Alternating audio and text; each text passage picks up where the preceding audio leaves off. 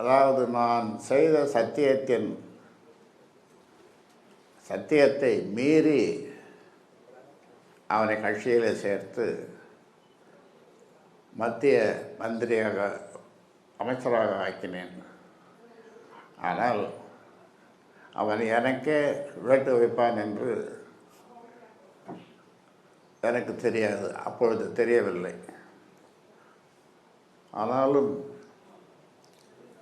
இன்றைக்கு அவர் செய்த தில்லுமுள்ளுகளை எல்லாம் கணித்த பிறகு நிர்வாக குழு, செயற்குழு, பொதுக்குழு ஆக எல்லோரும், மூத்த தலைவர்கள் எல்லோரும் கலந்து இனி அவனை இந்த கட்சியில் வைத்திருக்க முடியாது என்ற நிலையிலே கட்சியின் அடிப்படை உறுப்பிலிருந்து அவனை நீக்கியது உங்களுக்கெல்லாம் தெரியும்.